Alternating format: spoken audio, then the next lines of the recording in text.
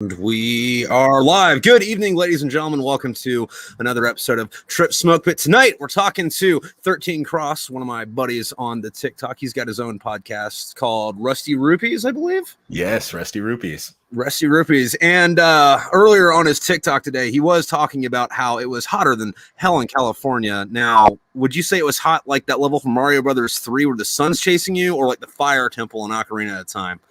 More like the sun was chasing us. Like, it was specifically the sun, all right? Because being from the Bay Area, there's not a lot of humidity I have to deal with. Yeah. So it's just strict heat, just blaring down on you, which I feel a little grateful for. I took a trip down to Atlanta 2 years ago now. Fuck you, COVID. Right? Like, time just fucking disappeared. It's like almost like 2020 didn't happen. You got Right. locked in your room and you played the same fucking games over and over again because they weren't fucking making any. Yeah, I feel like I lost a year. So went down to Atlanta to visit another podcast group, and it rained, but it was still hot, and my Bay Area mind couldn't handle that. Yeah. See, I'm on the flip side of that. So, like, I'm originally from Jacksonville, Florida, and I spent my 20s mostly around Los Angeles. But I hated the Bay Area every time I went there because every time I went, it would be like July, and I would forget the last time I went there, and I would think, well, it's July, I can wear shorts and a t-shirt, right?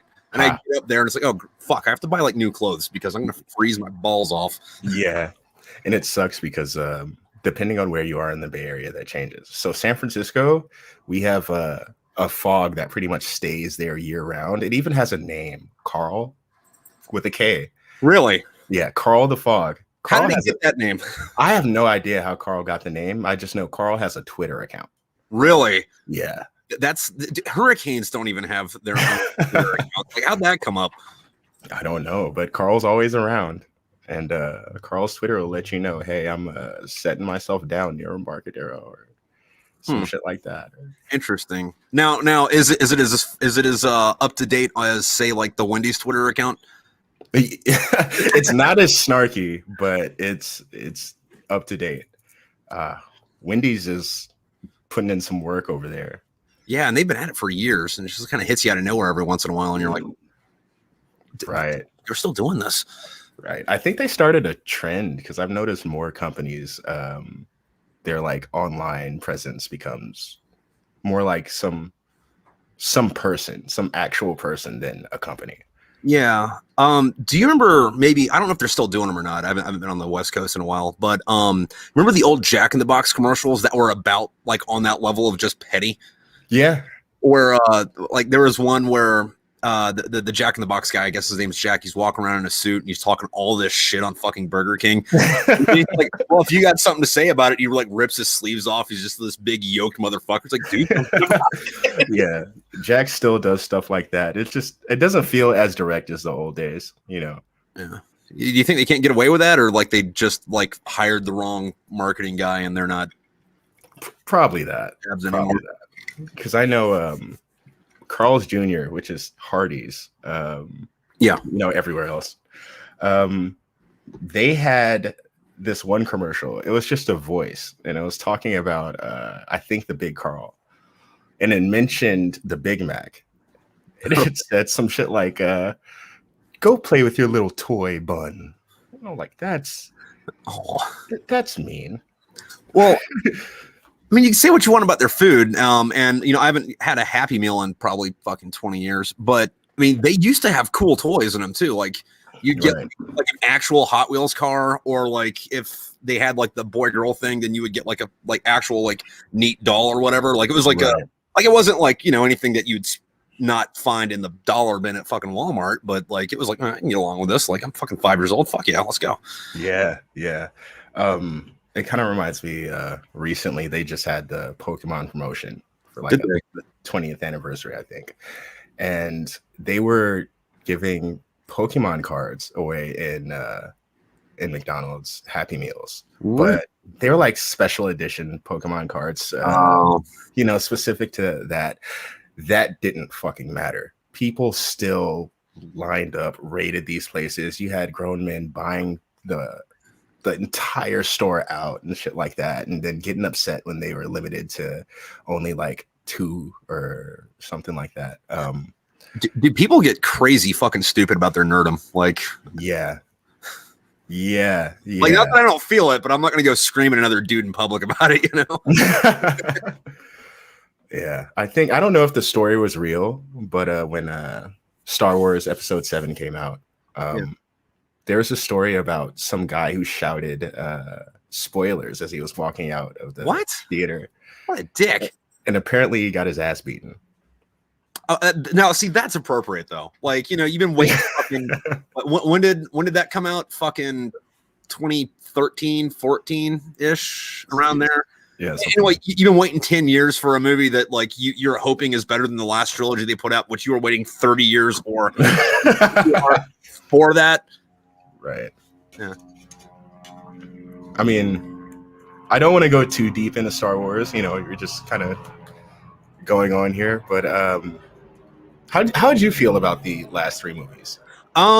So I was a big fan of the original books that came out, like when, you know, where Thrawn was the bad guy, and like I was upset that he wasn't the villain, especially when they came out with Star Wars Rebels and he was the villain in that. It's like, so he does exist in the fucking universe. Why didn't you use those? Those were great books. I wasn't too mad about Palpatine coming back because originally he came back as a clone and then like had to like jump clone bodies. I just wish that what was it? Was it The Rise of Skywalker, the last one? I wish the plot of that movie was the plot of all 3 of them. You know what I mean? Because like they're fun sci-fi popcorn movies, but I don't personally think that they flow well with the rest of the saga franchise or whatever. But if they made those all of those about Kylo Ren trying to get Palpatine and like become the new emperor, and then, you know, Rey being his bastard granddaughter somehow, and then like maybe just like explain that like this. It would have been better if one person was in charge of making all 3 of those movies instead of tried this. No, we don't like that here. New guy here. Let's go back to the original guy. You know, right. No, I know that's a heated topic among the fans, but fans. I bringing the last 3 up for fans, hardcore fans, is dangerous. Yeah. It's very polarizing. Me, personally, I enjoyed Episode 7, but I enjoyed it in the same way. And this is going to sound bad, and I promise it's not as bad as it sounds. Oh, it is. It is. I enjoyed it in the same way that I enjoy Fast and Furious movies. Oh, that is bad. Right. So I'll explain. The thing is the reason it's all held together is because the family, right? The family. So I enjoy the Fast and Furious movies, and I'm going to geek out about this for a second, just because there's a little bit of lore in there that they're not really focusing on. Which is? So like even the character Han, his first movie wasn't Tokyo Drift. It was another movie called Better Luck Tomorrow. It was, I think it was an MTV produced movie. Oh, okay. But it was basically about a group of Asian kids, high school age Asian kids, and they get into like selling drugs and shit like that, and just stuff goes really bad in their life. And Han was a character in that movie, and at the end of the movie, he just drove off in his Mustang. Huh. And the director of that film is the guy they got to direct Tokyo Drift. Okay, so they're weaving it together and like not acknowledging the other parts. They're not acknowledging that other movie, but he just carried his character over and stuff like that. Kind of like how what is it, like Blade Runner and Alien are in the same universe and no one talks about that. Right. Or like how they're going to do with He-Man and She-Ra now. I haven't heard anything about that. So yeah, there's gonna be a new He-Man cartoon. I think Kevin Smith worked on it, if I'm not mistaken. So, okay, so then it's got a good 25-75 of being good, or why did I watch this? Yeah, check out the trailer. Actually, the trailer already dropped. It looks good. It's what I would say the angriest of remake nerds would be satisfied by. Like, you guys fucked this up last time. I swear to God, if you do that again, I'm going to find the fucking writers and burn down their goddamn houses. okay, all right, this is acceptable. We're good. Right. Teasing that guy. Right. So I like Star Wars in that same way, or I liked Episode 7 in the same way that I like those. So the small connections to the original trilogy that were made, I say small, they were fucking huge. That movie damn near paralleled the first one. So like random nobody from desert planet fucking goes, destroys not the Death Star, important father figure gets schwacked, Chewie yells at stuff. Yeah. So part of the fun for me was while I was sitting in the theater pointing out the parallels to the characters. Yeah. I'm like, oh, so this is Han this movie, and this is obviously the Luke of the movie, and okay, is Finn Leia? Like, I just yeah, no, they kind of did him dirty because it's like, where do you fit in this? And then like his character arc like dropped in the second one, and like kind of came back, and it's like, dude, like this guy used to be a stormtrooper. Make this guy the fucking Punisher. Just have him going around fucking like waxing other fucking whoever's it is. Right. But I kind of feel the same about like Poe Dameron. I think. Yeah, they tried to make him Han Solo too much in the last one. Yeah. They even gave him his clothes. But yeah, I just threw back popcorn. I laughed a lot in that movie, and it made me realize that episode 2 and 3 were really different. But I took that in as the Star Wars standard for some reason. Yeah, I don't think I watched the prequel trilogies since like they came out until after the new ones came out, and then I was like, all right, let me go watch the prequels again. Let me give these another shot. And what I found about Star Wars is I enjoy the world building and the lore of it a lot more than I enjoy the actual story that they're giving you.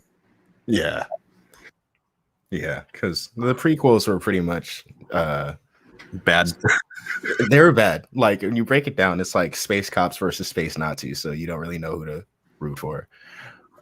Yeah, but they're both like headed by the same fucking like elements of the fucking Illuminati. So right, it's like fucking if what was Emperor Palpatine or fucking Senator Palpatine wasn't the Illuminati, fucking what the fuck, you know? Right, definitely. Secret organization controls everything. Yeah. It's like I fucking would love to see a like Alex Jones type character in Star Wars, just like ranting and raving about fucking how the Sith Lords are turning the fucking goddamn droids gay, and it's like, what are you talking about, man? Oh man! Speaking of that, I've been seeing this meme. Recently, Blue's Clues did a little special for Pride where they did that one song. I think the ants come marching in or some shit. Blue's Clues is still on. Blue's Clues is still on. It's like Blue's Clues and You now or some shit like that. It's got a new host, and like the old host. Good run, because that's been on for what, 20 years? Yeah. Good for them. Good for them. It's good shit. But anyway, they made a. They did a Pride thing, and they had a little parade, and different like animals and characters on the parade, but holding pride flags on one of the parades was a bunch of little frogs. And I can't help but to think that was very much so on purpose. There's no way it couldn't have been, Yeah. Like fucking people will sneak in shit anywhere they can, and sometimes it doesn't work and it goes unnoticed, and sometimes it's like, wait a minute, was that intentional? And if so, I hope they fucking gave that guy a raise. Right. I love little shit like that. It's little shit for the viewer to laugh at. Yeah. Or just to consume that's not directly being fed to them. Like, I like finding out things in the background of shows. That's why I like a handful of cartoons. Fucking Gravity Falls is the biggest one for that for me. I don't know if you've ever heard about it. No, I don't have cable. So like if it's on Netflix or Disney Plus. Yeah. It should be on Disney Plus. Okay. This guy named Alex Hirsch, he's from the Bay Area as well. Yeah.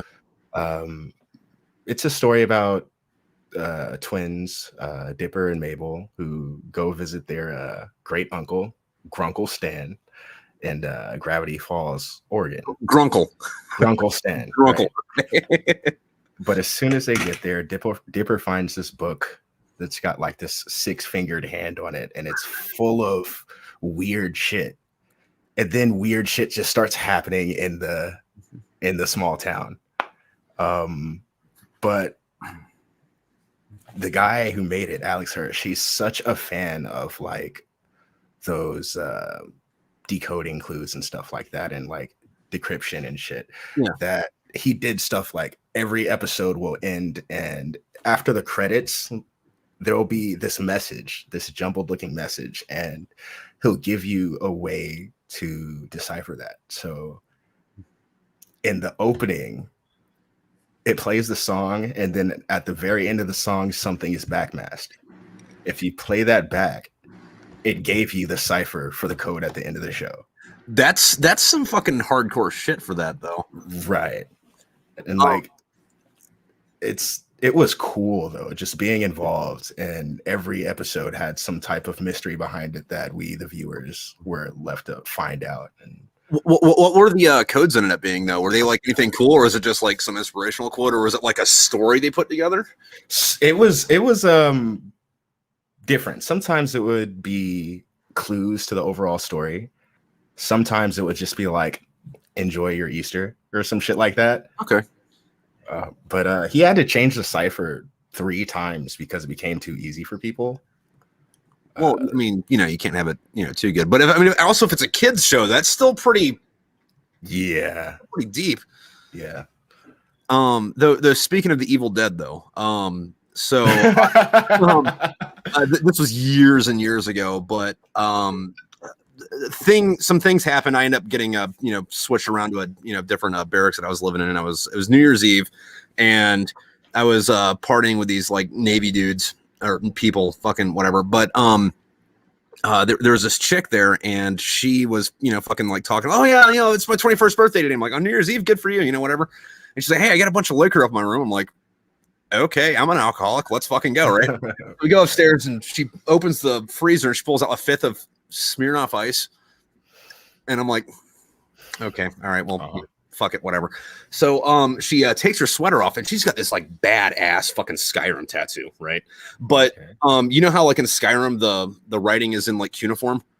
Yeah. So I'm like, whoa, wait, why do you have satanic fucking script tattooed on your arm? What are you talking about? I'm like, you have satanic words written on your arm. So, no, it's from Skyrim. I'm like, pull out your phone, go to Google, look up Necronomicon Book of the Dead, and if you Google that, it's from the Evil Dead, it just shows a bunch of pictures of it. Flying, right? I'm like, I gotta leave. She's like, no. All right, I'm out. That is the best smoke bomb exit I have ever heard. That is great. Like, listen, I'm all for fucking, like being social, but if I have an opportunity to fuck with somebody, I'm gonna take that. That's amazing. Yes, and like you didn't have to commit to the Smirnoff Ice too, so it was like a win. Yeah, I mean, maybe if it was Jägermeister, but I mean, I got a fucking sordid history with that shit. So I feel like half the people out there who drink it have a sordid history with it. Well, yeah, I mean, like, because it's pretty much NyQuil. There isn't a B. The B is it's also just fucking pretty much NyQuil. Oh man. Oh man.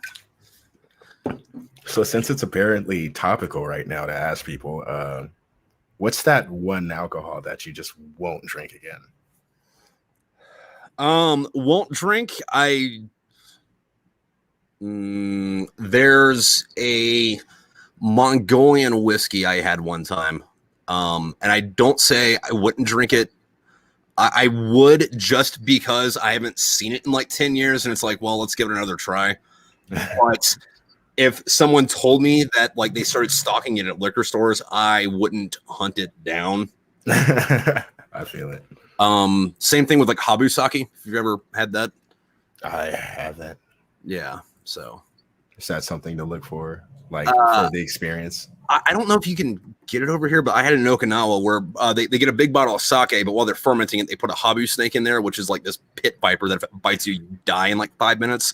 But the alcohol breaks down its poison and its blood, but the rest of it's just still in there, and the alcohol also eats its eyes out, so it's like this half skeleton, like scaled demon thing in here, and it tastes like jet fuel. It's not. Fuck you up. What about you? What are you staying away from? For me, I'm a basic bitch. It's just like the cheaper shit that I used to kill myself on as a child or a teenager. So any bottom of the shelf brandy, anything in a plastic bottle, anything in a plastic bottle. So like a fucking Christian Brothers, please no, I can't look at that bottle. I can't. Like Calico Jack. So I was one of the people who was drinking Four Loko when they had the original formula. Yes, and if you're not drinking it with a homeless dude who you bought one for behind the liquor store, right, you're not fucking doing it right. If you bring it back to your house, like your parents didn't raise you right, or you didn't have good friends that showed you the fucking ropes, like one of those two, you know? Right. Yeah. I'm a cool kid and drink Four Loko. It doesn't count in your bedroom. No, being from East Oakland, there's plenty of that. There's the homeless dude who got kicked out of the store, who was always hanging out right by the store because they couldn't fucking move him. Yeah. And so it's, hey, young blood, can you help me out? Yeah, I got you. Yeah, I always did, man. Like fucking, like everybody's like, don't give your money to homeless people. They're just gonna spend it on booze. That's what the fuck I'm spending it on. If he's gonna drink it with me, like I'm not gonna go to the company, man. Fuck. Those were my best experiences with the homeless people around here were always when they were just flat out, look, man, I need a drink. Like, I can feel that. Me too. Yeah, let's get drinks. That turned the $1 I was going to give you into a 20. Here, let's go. Right. Yeah. But each the Bay Area is funny because like every city's different. Our people and the cities are different, and that drips down into the homeless people. Like I'm sure you've heard a lot of tropes about people in Berkeley. Yeah, I've never been there myself, so I mean, I don't know if that's accurate. I do know that like none of the people from New York that I've met don't really fit that stereotype unless they're from the Bronx. So Berkeley is it's half that. It's half that because UC Berkeley is over there, and there's a group of people, not a group of people. Basically, the people in Berkeley live in Berkeley because they don't want to live in Oakland. That's just what it is. Okay. From being honest. Oakland is right next to Berkeley, and it doesn't fucking seem like it. Like, I thought it was a little further inland. No. Oakland and Berkeley are right next to each other. All right. And you can tell when you've crossed city limits. Like one of those everything things just immediately fucking changes. Like everything fucking immediately changes. Yeah, pretty much. It's the scene from Lion King. Like, what's that dark, shadowy place over there? Carl goes away. Right. So in Berkeley, my experience, I used to do security at a cell phone store in the heart of downtown. They were pretty kind, just kind, polite, gentle people. You didn't really get to see them do much but chill. So you didn't get, so like you were a security guard, but you got none of the good stories out of it. No, so I did get some good stories. So because it was one of those quote unquote smart stores. We sold like speakers and other accessories and shit like that. So there's a lot of shit on the walls and shelves to just scoop. So people would always come and try and stuff, but I feel like I never really had much issue with homeless people. It was always just people looking to steal. Like they came specifically to Berkeley from somewhere else to try to make away with some display cell phones or some shit like that. That way, if they get away, fucking like nobody around them will recognize who they were. Yeah. Though there was this one motherfucker who would just walk around every day and just try to steal shit from different stores. And he did it in El Cerrito, he did it in Berkeley, and he did it in San Francisco. And the reason I found out he did it in San Francisco is because when they transferred me, he just walked into my store like I wouldn't recognize him. It's like, wait a minute, I know you. Oh, he was a very distinct guy. He's like a tall, white, ginger dude who always wore a Kangol hat. So he's a tracer round. Got it. Yeah. So a tracer round. That's great. But yeah, he stole from he tried to steal from my store, but I kind of busted him. He did steal from my friend Darren's store. He worked at a GameStop. He's one of the guys who I do the podcast with. Yeah. And it's this funny situation with him taking an Xbox 360 hard drive and then sending someone back into the store 2 hours later to try to sell back that same hard drive in the same store. In the same store. That's serialized. Yeah. So Darren, being him, he just looked at it and just grabbed it and said, "Yeah, this is mine." It was this whole thing. The guy didn't even try to resist. He just walked out. But well, at least he had a good attitude about it. Fine, you got me, instead of pulling a fucking Karen on him. Oh my God. That is I when I was working at the Levi's, you just reminded me. There's this guy, Beanie Man. They called him Beanie Man, not to be confused with the reggae artist Beanie Man. But he was just this guy in the Levi's, or not in the Levi's store. He would always come to the fucking store and try to steal jeans, jackets, shit like that. But he would do it so nonchalantly. He would just walk in, put on a jacket, put on another jacket, put on another jacket, and then just try to walk out. Room for it? No. But it was such a thing that people would just go, "Beanie Man," and he'd stop and go, "Oh, you got me." He'd put the shit back, and then on his way out, he'd be like, "I'll see you tomorrow." Like, what the fuck, man? Like, why? You don't have to come back here. Other stores, man. This street full of clothing stores. But yeah, San Francisco is different. I lost my security job fighting in San Francisco. Like, that's how different it was. What do you mean you lost your job? Like you were fighting outside of work and they found out about it and they're like, "We don't want the security guard. We don't want someone who knows how to fight to be a security guard." Like, you'd think that you'd want that. Like, if I'm wrong, but like, if I had a store and I hired someone to guard it, I would like to know that dude could beat somebody's ass. No, it was on the clock. Someone spat on me. And they didn't give you a raise for beating the dude's ass? Fuck. My immediate boss wanted to, but headquarters said, because of the video and the fact that it spelled out on the street and the fact that I was still in uniform when it was on the street. The news got a hold of it. Fucking, we're under investigation. Right. It's like, you can't clearly see me being spat on. You just see him doing the forward motion. Yeah, because the fucking building blocks don't add up on that one, right? Yeah, I don't know. I feel like Facebook would have had me back then. Let the shit go viral. I would have been good, but I can't even find the video myself. Well, I mean, did it get out, or was it just like? Nah, they kept that shit under wraps. Yeah, I wanted it to get out personally. Well, kind of. There was this one part where I swung with all of my might. It was such a bad swing, too. I swung with everything I had. And this guy was quick as fuck. He moved out of the way. So what you're saying is, I want that to get out so I can keep my job, but I don't want anybody to see me fucking miss that punch, because that was awful looking. Yeah, I actually gave myself whiplash. That's the worst. I didn't even know that was possible, giving myself whiplash throwing a punch, but it happened. Be careful, kids. Pivot. Step. Don't punch with your fist, punch with your hip. Trust me, it makes sense. I punch with my soul. I threw that shit like an anime character. Did you charge up first? A little bit. Oh, okay. Well, yeah, see, that's the problem. You got to charge up a lot. Yeah. You got to stand there and scream at him for 15 episodes before. Right. The good old Dragon Ball Z tropes.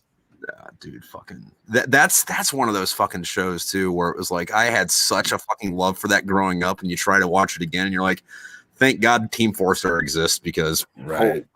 Team 4-Star is a perfect recap of that series, honestly.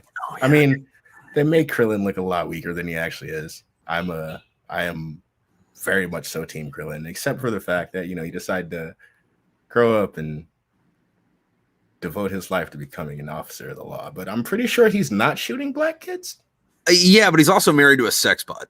He is married to a to be fair, even though they're called androids, they're cyborgs.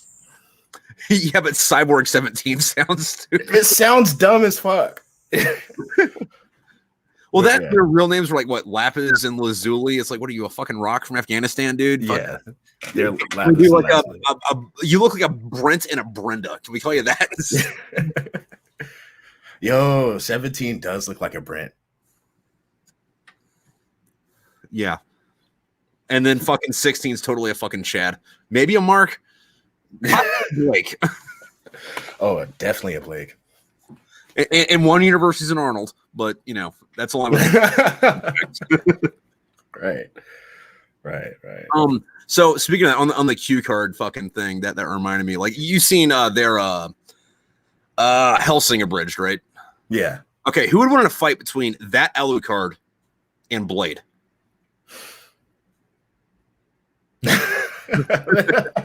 What a fucking pairing! Like, because what a you want them both to win, and Wesley Snipes, not comic book Blade. Right. It has to be Wesley Snipes Blade. It has to be Blade with all the close-ups Blade. Yeah, and then like, you know, they're doing something else with the character. I don't remember if it's a movie or a show, but it's like, I'm gonna watch it, but I'm gonna be mad the entire time that it's not Wesley Snipes. It's gonna be Mahershala Ali, the guy who, if you've seen Luke Cage, the guy who played Cottonmouth. Which I like that man as an actor, but he's not Wesley Snipes, and this is Blade. I don't care if Wesley Snipes is like 1,000 years old and has to have like the 4-legged walker thing to move around. They had the perfect opportunity to tackle that storyline with Blade's daughter, and Blade moves into more like a Whistler type role, which would have been cool. Yeah, but I don't know. I know Wesley is tied to this project somehow. But like producing it, or he might be producing it. Fine, I'll accept it. Yeah. It's interesting to see what Marvel's got coming. Their shows have been pretty good, in my opinion. Yeah, they've been a lot more hit than miss. Yeah. Like there's been a few things that I thought were like meh, but like there hasn't been anything that was bad. Like Agents of S.H.I.E.L.D., like, it's like, I don't regret watching it, but I mean, I wouldn't again. It dragged on. It got weird. It didn't go where we wanted it to go. Yeah. Those last seasons were kind of, what are we doing? Yeah. And it's also kind of shitty that there's that whole thing with Marvel and fucking Sony, so that Marvel doesn't own all the fucking characters. And like, I get why that happened legally. I don't really appreciate it, but like, I get the jargon, because like it's some dumb shit like if like, because they originally sold the rights to the characters before they figured out that they can like make movies for it, and the way that the fucking legal shit works is all they have to do is like make something with those characters in it to keep the copyright, so they don't care if it's good or not. They just, here's something so we can keep the money for it. Yeah. But I would fucking love to see the fucking like Venom symbiote take over the Hulk, and then the fucking Carnage one take the Thing, and then watch that fight. That would be fucking great. That's too much for Marvel's MCU, but that would be fucking amazing. Yeah. Do a spinoff movie. Fuck it. I don't care. Like release it as like a bootleg that you can only buy from like shady dude at flea markets on VHS. I'll fucking get a VCR and watch that. All right. Yeah. But the rule about the contracts you mentioned, or them having to make something to make the characters, or to keep the characters, that is the entire reason we got that last Fantastic Four movie. That's why we got any of the Fantastic Four movies. Fucking fan four stick. Did you see that last one? When it came out, and then I did this thing called a memory dump, where it's kind of you know those like old footages from like World War II where you see black and then like the doors open and the bombs fall out. It was like that. My memory just like went away as I flew over whatever the fuck I was doing that day. Yeah, there's not much to remember, honestly. You did the right thing. That was probably one of the worst superhero movies I've seen in my entire life. What about the original Punisher with Dolph Lundgren? So that's enjoyable for a different reason. Yeah. That's enjoyable because it's so bad that it's good. It's one of those. It's like watching the David Hasselhoff's Nick Fury. Yeah. Yeah. Brain dump, except for that one was more like a cement truck backing up to a construction site, lifting up and just dumping out all the brain juice. Right. I did like him in Kung Fury, though. Yeah, I was going to mention Kung Fury. I feel like Kung Fury was very much so. He was perfect for that role, being that he essentially has been that character so many times. Yeah. When is the movie coming out? I'm not sure. I heard they were working on, the bigger extended version. Yeah, which I'm excited for, because the first one they made in that dude's basement. Yeah. Which is a fucking feat, and good fuck for him. Right. Whoever. I remember when that was in the funding stage, and all they had was the scene of the two kids flipping the cop car with the skateboard and shooting at it. And I was like, that I'm already won over. Yeah, no, like they took everything that could be absurd and like cranked it up to fucking 11, like in a way that shouldn't fucking work. But it, like when those two Nazis were arguing about who had a better mustache, and then he like kills them both with the tank. He's like, I'm like, I should not have laughed at that. Not have fucking laughed at that. Oh my gosh, I can't tell you how many times I've watched that fight scene where he busts in and just takes out all the Nazis and shit. And like you can tell that it's bad CGI, but it's so badass that you don't give a fuck, Right. That almost like adds to the charm. Yeah. And then like the coup de grace, he like knocks that one dude's head off and he like kicks him up onto the flag, and his like dead body's like a swastika. And then Hitler's like, we could just be friends, right? Like, rights, I know martial arts.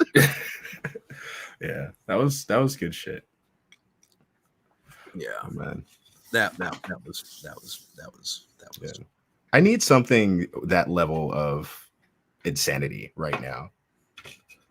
Like I was thinking about watching. I think there's I think it's George Washington or some shit. There's this movie on Netflix, animated movie, looks crazy as fuck.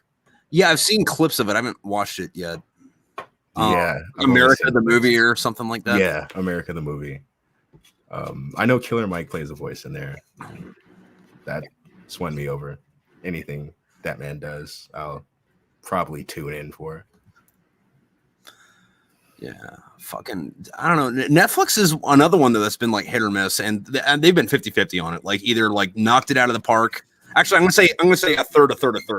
Knocked it out of the park. Why the fuck did I watch this? And then like shit like Tiger King, where it's not good, but like you're there, all the way there. Yeah.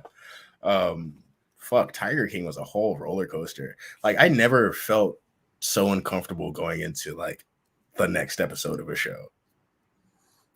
I don't know though that it would have been that big of a hit if it didn't come out the same week everything got locked down. Yeah. Like, what do we have to watch? Well, this looks new. What the fuck is this about? Let's make a meme about it, and then right, turn it into pop culture for a few months. Dude, it's still there. It's not as big, but if you say that bitch, someone is going to say Carol Baskin every time. Carol fucking Baskin? That bitch, Carol Baskin. Oh, God. Dude, okay, so could you imagine Joe Exotic, right? Mm-hmm. Out there in his prime, doing his fucking thing, playing with cats. They didn't mention the meth in the show for some fucking reason. I don't get that, but I guess you got to do what you got to do for the television show, right? Right. But while he's out digging a hole looking for fucking Carol Baskin's dead husband, he finds the mask from that Jim Carrey movie.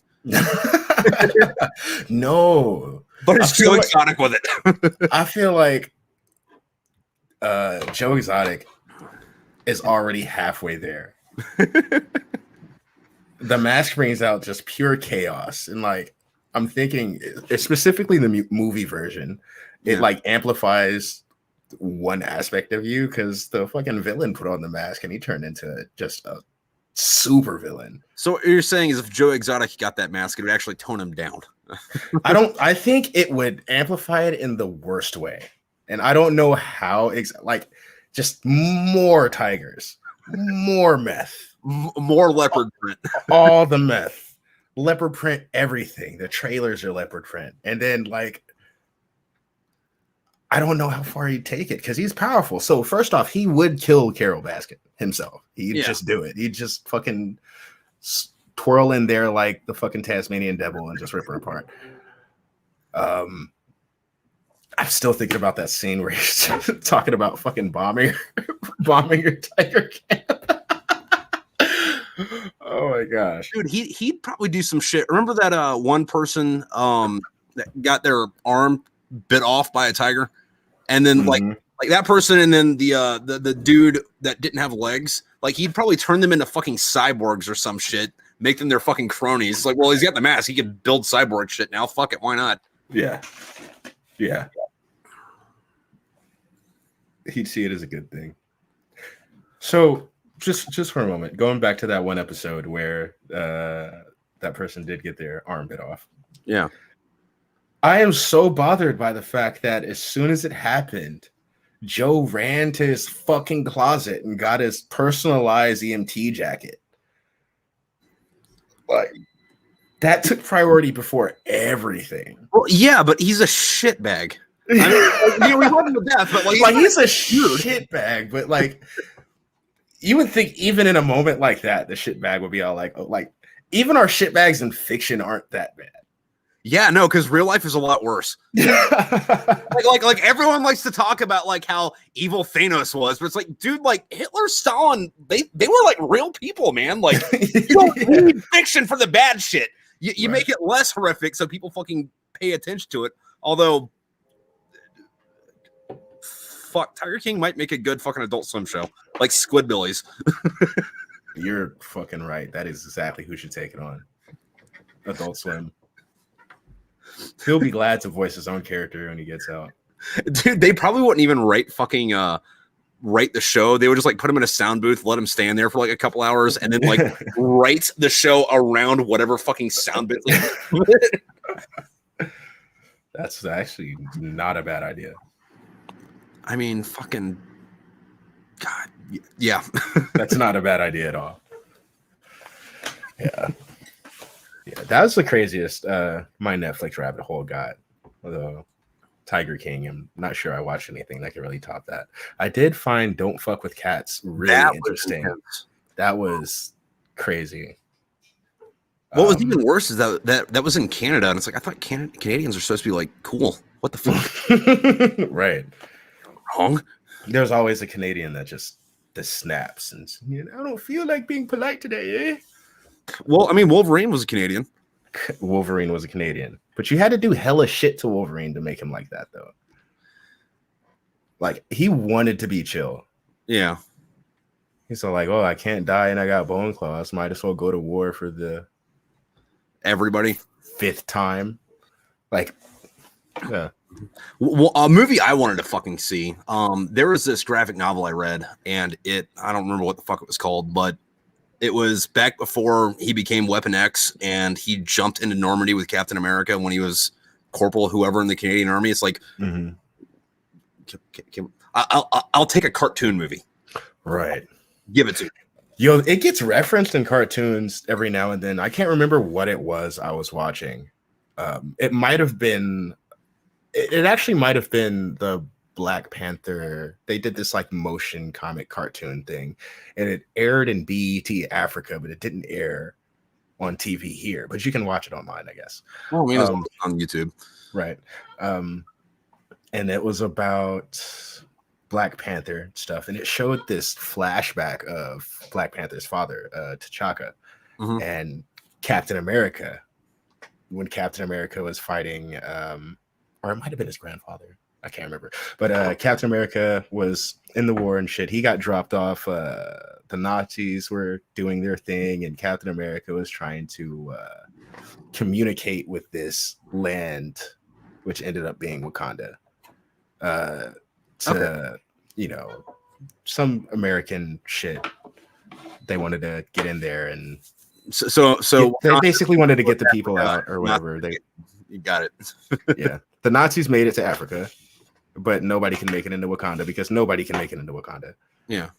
So he was confronted by the Black Panther, and this is when he had his shield, his first shield. Yeah. And Black Panther proceeded to whoop his ass. But before he jumped out of the helicopter, Nick Fury is the one who sent him down, and Wolverine was in the helicopter with him. So I think it was supposed to be around the time of that mission. Okay. Possibly after, depending on the shape of his shield, because this is supposed to be the last time you saw that shield. Right. Black Panther whooped his ass, broke his shield. Then they spoke, and that's when he made him the new one. And all right.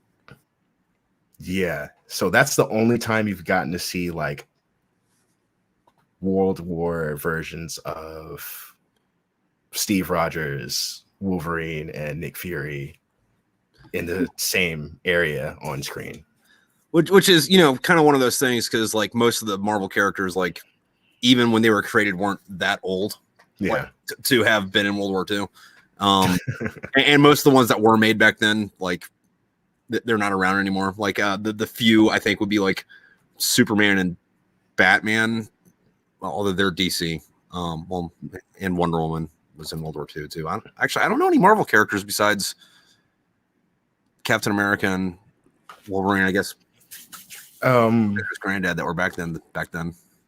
You have the Howling Commandos, the original Howling Commandos, which is Nick Fury's team, and then that's it. Yeah. I'm pretty sure that's it. I mean, granted, that was what 60, 80 years ago. So I mean, it's slowly. I don't want to say slowly fading out, but you know, yeah, there's other shit to talk about besides Germany being Germany. Right. Yeah, they even kind of moved Hydra away from the Nazi ties, like the longer it's. Yeah, which is kind of weird because it's like, okay, so super evil organization. Do you want to tie this to a real life super evil organization? No, mm-hmm. We want to make it more appealing to people. So let's make them less. So let's make them evil, but not genocidal maniacs. Is that? Let's make them genocidal maniacs, but not those genocidal maniacs. Yeah, which is one of those things because like the Nazis were like the perfect fucking bad guys, like just. Irredeemably fucking evil, but like they had a lot of cool shit. So it's like Cobra from G.I. Joe, but like in real life and a lot worse. Very much so. Oh, speaking of G.I. Joe, there's a Snake Eyes movie coming out, isn't there? Is there? Yes. I did not. A Snake Eyes movie. Solo movie. Hopefully this will breathe life back into G.I. Joe, being that Retaliation was hot garbage. One of the things I think they missed a huge opportunity on was you remember there was that special forces team in fucking the Transformer movies? Yeah, they should have had that be G.I. Joe. There was talk of doing that. There was talk of crossing over Transformers with G.I. Joe, because that would have been sick. Yeah, but I guess they're finding it hard to do, and that's a shame. Yeah, it's whatever. I mean, it would be nice, you know, since they're rebooting both series now, because apparently they're doing they're doing Beast Wars now. What? Yeah, on that's on what? Like, are they making that a movie? Are they gonna put that on Netflix? Like, do I have to? So first off, subscription service, like, apparently yes to both. Okay. So the newest season of the Transformers War for Cybertron trilogy is based on Earth during the time of Optimus Primal and stuff like this. But it's still focused on the main Optimus Prime. So it's like our Optimus meeting Optimus Primal or whatever, which kind of breaks the Beast Wars lore, but whatever. Like if that's what you can do to make the fucking movie. I mean, they've already had Galvatron come back in time and meet Megatron, which did happen in the comics, to my understanding. Yeah. But they played that out on screen. That was interesting as hell. But yeah, there's apparently the new Transformers movie is going to be based on the Beast Wars characters. So I'm down for that. I haven't heard anything about it, but like I'm fucking sold. Like I'm gonna put my expectations at the bottom of the Marianas Trench, and then when it's better than that, because like it has to be better than that.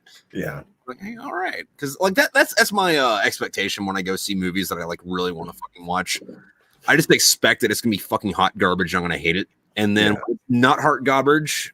When it's not hot garbage, and I don't hate it, then it's like, all right, well, it's better than I fucking walked in fucking thinking it was gonna be.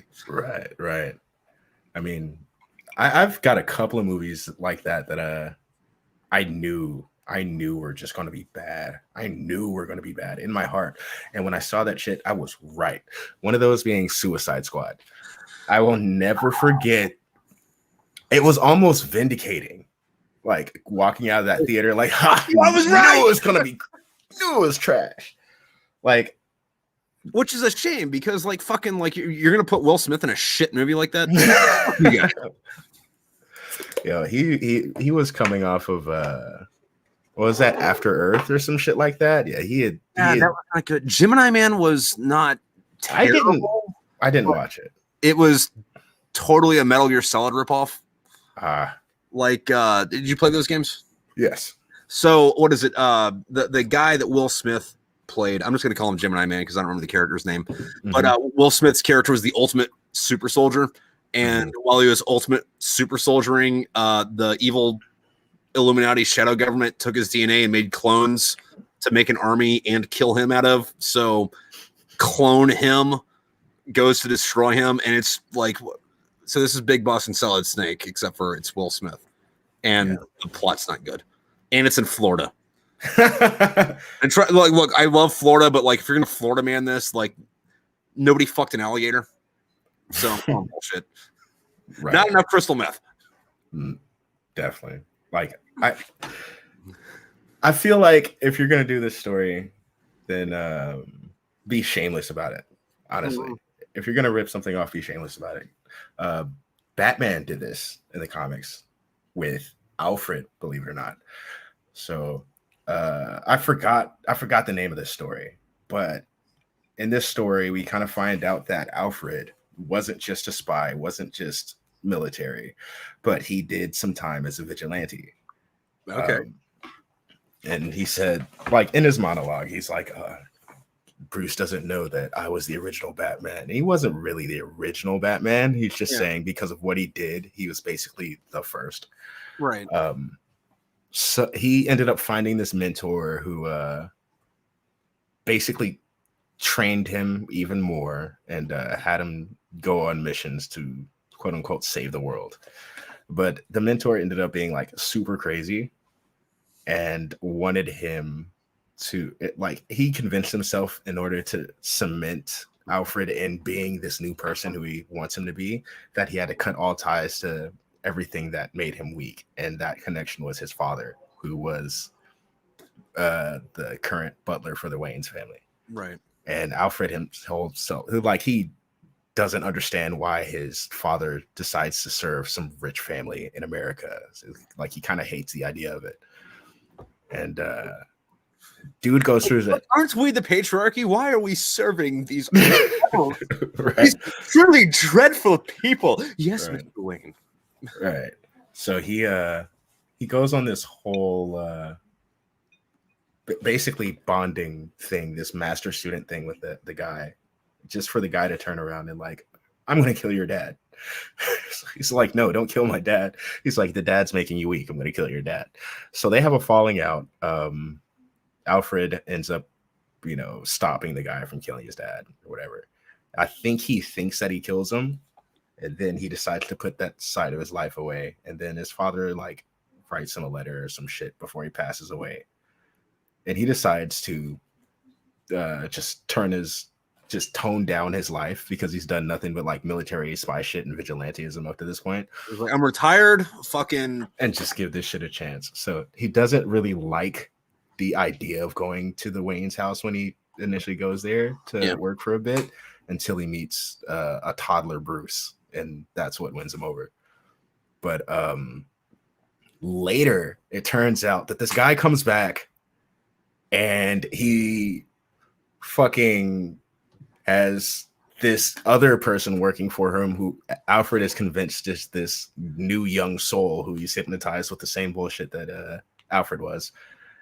The guy kidnaps Bruce, which sets Alfred off, because at first Bruce is like, I don't know who this is, and you know, he knows about me for some reason. Like, he was able to figure out the whole Bruce Wayne Batman thing just because apparently some of the things that Batman does was taught to him directly by Alfred, who was taught by this guy. So he recognized something. I forgot what it was. I know this technique. Only one. I know this technique. Right. It was one of those. This gives birth to my favorite Alfred quote. As Alfred is trying to get his son back, essentially, he grabs a shitload of guns and the fucking bat helicopter, and flying on the side of their helicopter, he opens his door, has these guns pointed, and this is like the last panel in the issue, just says tally fucking ho. Nice. I was like, yes, this is the Alfred I want. Dude, I love how, like, no matter which one it is, like, Alfred is always a secret badass. Mm-hmm. Like, have you ever read, I don't forget if it's called Red Rain or Red Mist, but it was a trilogy of graphic novels, but it was pretty much just Dracula versus Batman. Yeah. Like, for those listening at home, the first one's pretty much the story of Dracula, except for instead of going to fucking London, I think, they go to Gotham, and, you know, Batman's got to find him, but at the end, Batman gets bit, and then at the second one, Batman, is like part vampire and has this insatiable bloodlust, but he figures out that if he doesn't drink human blood, then he's pretty much Blade, and he goes around like axe murdering vampires because they're already dead, so it doesn't count to kill them. And then the Joker tricks him into biting him, and then the third one, Batman just goes like ape shit fucking evil, and he's like, well, if I have to kill people and eat them, I want to eat bad guys. So he shows up, and I think it's the Penguin and Two-Face, and then the Penguin's like, hey, we're wise to your act, just take us to fucking Arkham, and Batman like rips Two-Face in half and starts freaking out, and then Commissioner Gordon and Alfred have to like kill Batman. Yeah, I mean, who other than your father figures to put you down? Yes, I mean, it's either that or you're the father figure and your son has to kill you. Like, it's a vicious cycle, like all the way back to fucking like ancient Mesopotamia, man. Like, listen, you're a god. Guess what? The Christ figure doesn't become Christ by dying for your sins. He becomes Christ by killing you and becoming God. It's a step up game. All right, so back to the Alfred story. Once he gets to the main bad guy or whatever, and gets Bruce back, he's fighting this new student of the guy, and then the dude pulls his fucking helmet off, and lo and behold, it's young Alfred. So yeah, some point during their whole master student relationship, this guy took Alfred's DNA and decided to clone him. And they don't actually resolve this, so they deal with him, but young Alfred, they just kind of let him go out into the world and never talk about it again. So in DC canon, brother, right? In DC canon right now, there is a young version of Alfred just running around with like fresh assassin skills. All right. I will say that I'm fucking mad at fucking DC for that shit though, because remember, fucking, I don't know, 5-10 years ago, they started the New 52 and like everything came out with the holograph. I bought every single fucking one of those. Fucking went back on like eBay recently. Like, oh, that's worth $2. Maybe my great grandkids will be able to buy it. You gotta get further in time to where people look at the New 52 fondly because they forgot that it was that great. because it just wasn't that great. No. I mean, the covers were cool. The covers were cool. I feel your pain, being that I decided to go all in on 2 events that ended up being not good at all. Which were? So for DC, it was the Convergence event, which it wasn't. It was basically their way of resetting the New 52. Okay. So that was when they kind of established that the other world still existed parallel, and the shit that we knew still existed parallel. And then Convergence was like when everything started to pour in on itself. Because some villain that is a throwaway villain that we will never see again decided to start fucking shit up. He was connected to Brainiac, for all fairness. This was not right after, but New 52 Superman had absorbed Brainiac and Doomsday's powers. All right. And was strong enough to rip a hole open in space-time, pretty much, and throw Brainiac between the multiverse, if that makes any sense. Yes. You're right. I am tracking. So while Brainiac was between the multiverse, he just looked at everything and realized... Like Doctor Strange. Yeah, pretty much. He looked at everything, realized that he kept losing for X reason, and decided to Brainiac the multiverse. So instead of taking cities and collecting the cities, he was collecting moments in time from different universes. So the world where Superman died, yeah, he just collected that time, that moment. So they pretty much pulled what they did in the comic for Old Man Logan. Kinda. Okay. Kinda. More like it's tie into the other event that was really bad, which was the second Secret Wars, not the original Secret Wars, which is we all love. The second Secret Wars, Battle World Secret Wars. Yes. So I bought so many variant covers during Battle World, thinking that Battle World was going to be fucking great. It wasn't. I think the thing with collector stuff, though, is if it's when it comes out, if it's labeled as like a special edition or that kind of shit, like people go buy it. And then since everyone bought it, no one gives a shit. And the stuff that no one gave a shit about, no one bought. So they only made like 5 of them. Yeah. And the 5 people that have that shit, they're like, hey, so nobody else has this besides me. So like that's what I'm saying. Just wait on some of your more obscure New 52 shit. My grandkids might have a good time with it. Fucking, I won't ever see that shit. Yeah. So like after Convergence, there is since it reset the New 52, I forgot what they called themselves after the New 52. 53? The 53. No, but it was a new line of comics and everything. And since New 52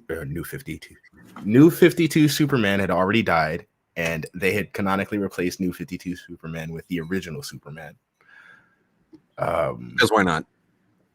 Yeah, they're all like, hey, this new version of Superman who you've invested in, we actually killed him off, and we're gonna bring back this one who's married to Lois Lane and has a son. Yeah. See, my big problem with Superman though is like you have to care about Superman to care about the storyline most of the time. Mm-hmm. And most of his bad guys are just other Supermen, like Zod, another Kryptonian, Bizarro, him again. I forget the other guy's name, but he's like a Terminator version of him, but it's just Terminator Superman. And it's like the fucking Eradicator. Yeah. I mean, like Lex Luthor is cool, but like we have Jeff Bezos in real life, so it's like not fun anymore. Yeah. So the appeal of Superman isn't his villains. It's just watching a good boy be charming. That's all it is.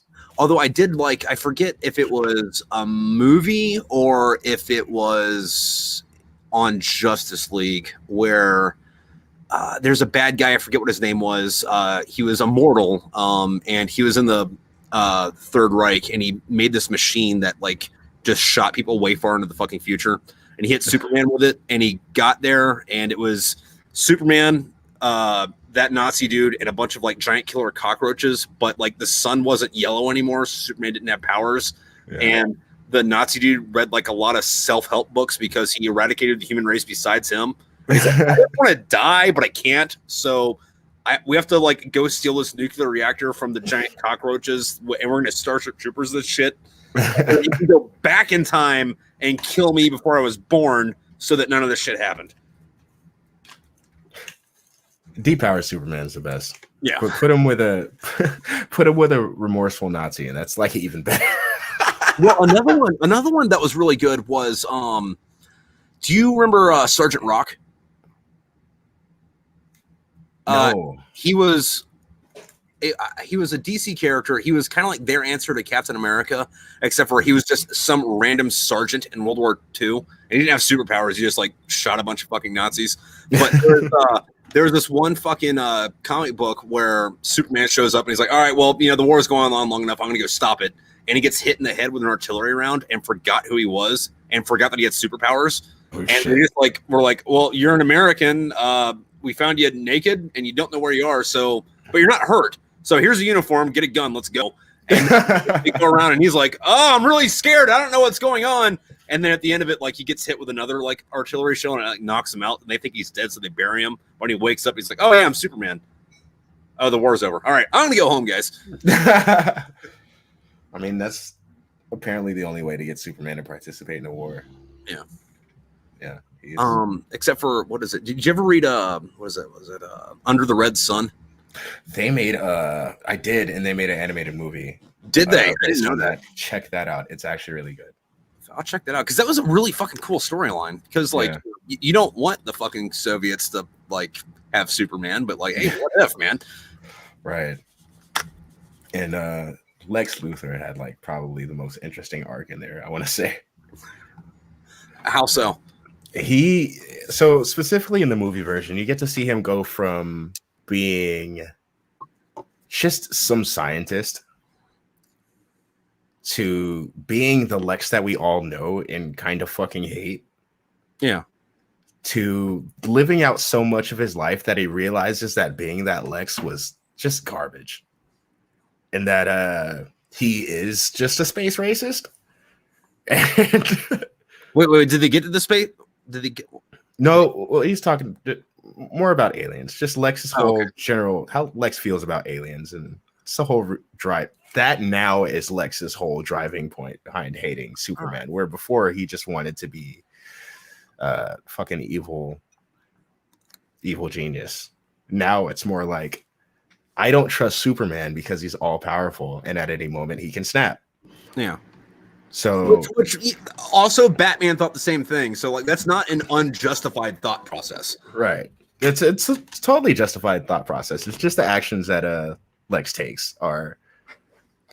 It's like, yeah, we don't trust him. Let's kill him. No. Well, let's maybe make him our friend because we don't have that much kryptonite, buddy. Like, right. I'm not saying we have to go like kiss the dude's ass, but I mean, we barely have enough of this shit to make like one bullet, and if somebody misses, like we're fucked. Right. Although for some reason, like, you find kryptonite in the strangest fucking places in DC. Like, random couples walking down the street have a little bit of kryptonite on them. You don't know why. It turns out like all the jade that the fucking these statues out of was also kryptonite, which is why there couldn't be a Chinese Superman, because there's too much jade. They put him on him as a baby and he'd fucking fall over dead. There was a Chinese Superman. I did not know that. Yeah, this was part of the post convergence thing. There is this kid who basically China decided to make their own Superman. That's literally it. China's government decided to make their own Superman. I like kind of like in The Boys. Yeah, but with the Chinese. They took a teenager who was actually a bully, and they made him Superman. Makes sense. I have the first issue of that. I never bought the second issue, and I'm not sure if it's worth anything. But well, I mean that's the thing with fucking comics. Like everything you buy, not even comics, toys, books, fucking even fucking art. Like fucking, if you buy it because you think it's going to be fucking worth something, it's going to end up not doing anything for you. But if you buy it because you think it's cool, that's a completely different story. Like, yeah, you're never going to get a dime out of it, but you're going to enjoy having it and consuming the fucking media. Yeah. I mean, that's why I slowed down with the comics that I was buying after my first wave, after Battle World, and buying those fucking variants. Because like the first few issues, I spent so much on variants, and I just had to sit back and look at myself and call myself a dumbass. Like, you're an adult, right? You know this. I'm an adult. Why are you just bought money on action figures? I'm not. I just bought 4 issues of the same fucking comic because they had different covers. Like, why? And I don't even do shit. They sit in fucking shoe boxes right now. Oh, well, at least you're not like crazy. Fucking, I knew this dude fucking growing up, and he had a refrigerator in the garage that only had comic books in it. And at the time, I was like, dude, that's really cool. And then, like, now it's like, dude, like, no. I have to keep them fresh. Yeah, no, I'm good. Yeah, no. Dude, like, I haven't been buying comic books for shit. I think the last even thing I bought at all was the DC Looney Tunes crossover, which I enjoyed the fuck out of reading that, by the way. Like Batman and Elmer Fudd hook up. It's like, dude, what the fuck is this about? Yeah. And Bugs in that was fucking crazy. Yeah. Bugs was like totally whacked out and shit. It was fucking funny. Yeah. Yeah. It was like they turned Elmer Fudd into what was it, a private eye or something? Yeah. And then they hooked up Marvin the Martian with the Martian Manhunter. It's like, I get it, they're both from Mars, but like, this is pretty fucking whatever. Did you ever watch the Duck Dodgers cartoon? Yes. Fucking my favorite episode was when the Martians made that giant like space saxophone that was going to flood the earth with elevator music. So they went and thought out Megadeth to like play a concert because it would be so loud that it would destroy the jazz music. And it's like, how high were you when you came up with this? And they had a lot of fun with that show. They had a lot of fun with that show. Yeah, no, that was pretty great. Yeah, that was a great episode. And you know, you have to like ask yourself, who is this for? Is this for the kids who they said it's for, or is it for us? This is for us. Yeah, because that came out in like what, the 2000s, 2010s. Like 8-year-old watching this isn't know who the fuck Megadeth is, right? And but that's why that's like moments like that is why I appreciate different cartoons in a different way. Like Teen Titans Go, people give it a lot of shit for being, you know, changing the animation and being really goofy now, opposed to the Teen Titans show we had. Well, if you change anything, that's a sacrilege towards the original, and how dare you, sir? That's why people won't fucking like me because of what I have to say about the original. Yeah, it was a good cartoon. It was a good cartoon. But it was a good cartoon. It wasn't a good DC cartoon. And I stand by that. You took 5 characters with rich histories and just pasted them onto archetypes. You had the cool one, the bubbly one, the goth one, the jock, the goof off. And in that, you broke some of these characters, Raven being the biggest disservice. Like, if you know anything about Raven and who she is as a character away from that fucking show, like, you basically took the most powerful empath in all of DC and made her just some emo girl. As one does. Like, we gotta get these ratings. All right, we have to make this character identify with what's our demographic? Middle school. Let's fuck it. You write this. Right. Okay. So like that's why I appreciate Teen Titans Go, because it's more self-aware. You know, it's very stupid, but it knows how stupid it is, and it has more fan service low key than anything. So like there's this one shot, one of the earlier episodes, where the camera's just panning across the trophies in the Teen Titans little room. There's an urn and it says Jason Todd. Ooh. And there's a crowbar next to the urn. Ooh, that's dark. I fucking lost it. That's dark. That's there for me, and specifically me. That's who they wrote that for. That's why that's in there. Yeah, it's shit like that. Teen Titans Go to the movies, to spoil one particular scene in that movie. There's a part where they went back in time. They realized that the reason they didn't have a movie was because all of the better superheroes had movies, and they weren't good enough to have a movie. So they had this dumbass idea: if they went back in time and stopped these people from becoming heroes, that they would have their movies. So okay. Yeah, like there'll be no fucking repercussions whatsoever, right? Right. So they show up on Krypton, enter some code into the computer, and stop the planet from exploding. Fucking leave, right? They show up. I mean, it could be worse. Instead of Kal-El dropping on Kansas, Kakarot showed up in Wyoming. Right. So they fucking show up at Crime Alley and just tell Bruce's parents to go the long way. And once they get back to the present, like everything's on fire. Nothing exists anymore. So they figure we have to undo everything we did. So naturally they go back to Krypton and enter the code in and make the fucking place blow up. Essentially, the five of them killed an entire planet. So they have to go back in time and conduct a genocide. I don't see how this is making things better. Right. Then they show up at Crime Alley, literally shove Bruce's parents into the alley. You hear gunfire and screaming, and then they just leave. I don't know. That was fucking good. How can I not love a show like this? That weird shit though, like the I guess the off kilter, like what are you doing here? Like that's one of the reasons that I really love the Into the Spider-Verse movie, because like I didn't know fucking like I haven't been keeping up on like Marvel comic books, like fucking like I like the DC. I'm sorry, I like the Marvel movies. I like the DC fucking comic books, but like I didn't know there was like 14 different fucking Spider-Mans.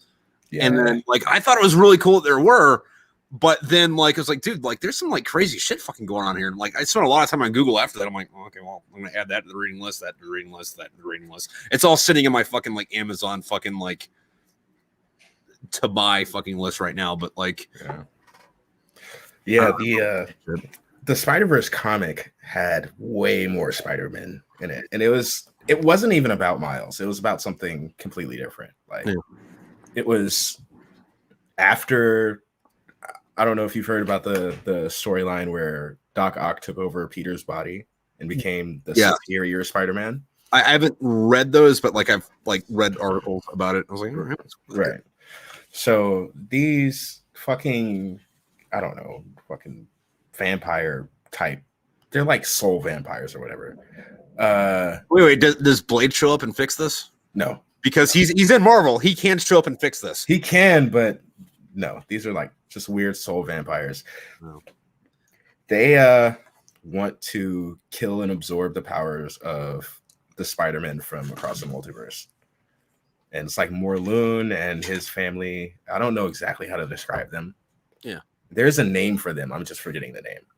And they just go from universe to universe hunting down Spider-Man, and then one of the Spider-Man figures it out, and then starts collecting all the rest of the Spider-Man to fight this. And this is where we got the introduction of Spider-Gwen.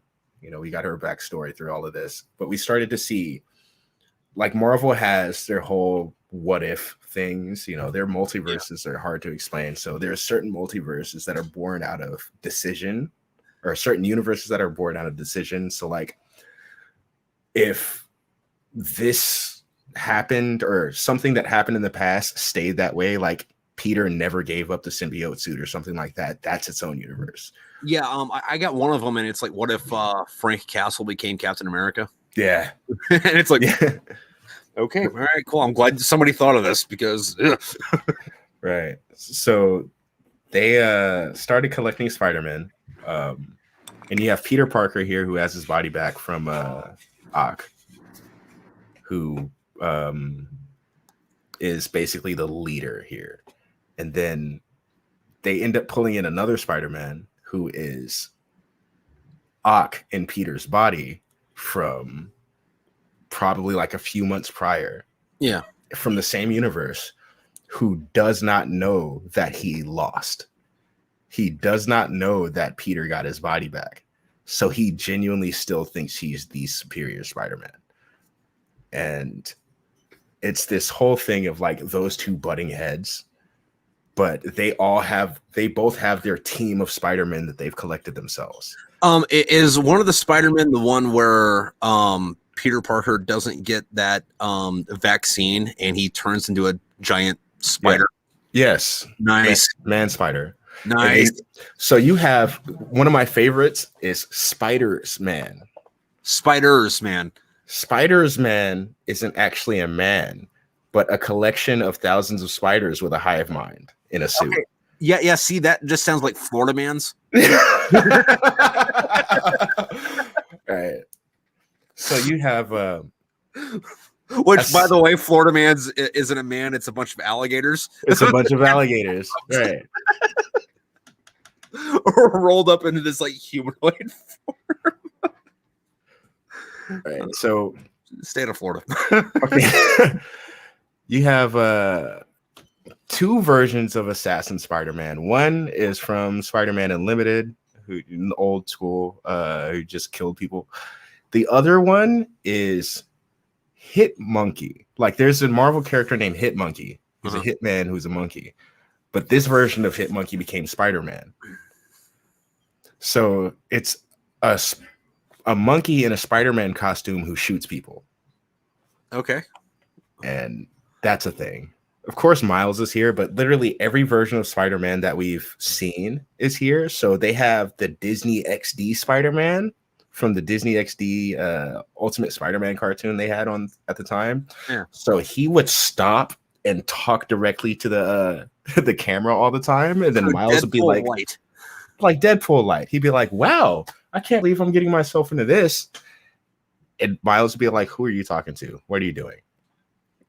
I'm breaking the fourth wall. What the fuck is the fourth wall? His speech bubbles were different. His like animation is different. They went back in time and got the original Spider-Man from the old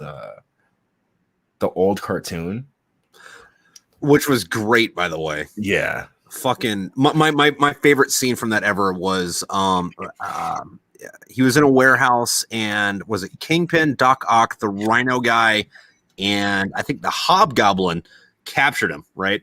Mm-hmm. And they like tied him down and they ripped off his mask and like, "Peter Parker, what are you doing here?" He's like, Spider-Man told me to wear this and come here and trick you. And they're like, "Get out of here before you get hurt. You're an outstanding member of the community. We don't want anything ill to come to you. Get out." So he like runs out. Is like, "Okay, guys, I'm sorry." And then 5 minutes later pulls his mask back on him. That's fucking amazing. Yeah, no, his villains in the comic were very much so like that. Mm-hmm. So when Miles's team, they were sent on a mission basically to collect as many spiders as they could. So he was the one going to all the weird universes. That's why, they could have this serious stories with Peter Parker and Doc Ock, but they sent Miles on the fucking B mission. Wait. He went to all the weird universes and got spiders, or he went to Australia? Australia. I'm pretty sure the Australian Spider-Man is huge.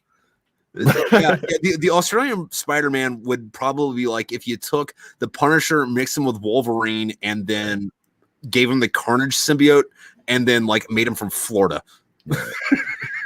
So Miles is the one who recruited Spider Pig, Spider Ham. And you know, if you've seen Into the Spider-Verse, you know what Spider Ham's about, but you may not know that Spider Ham has his own universe of characters like Captain America.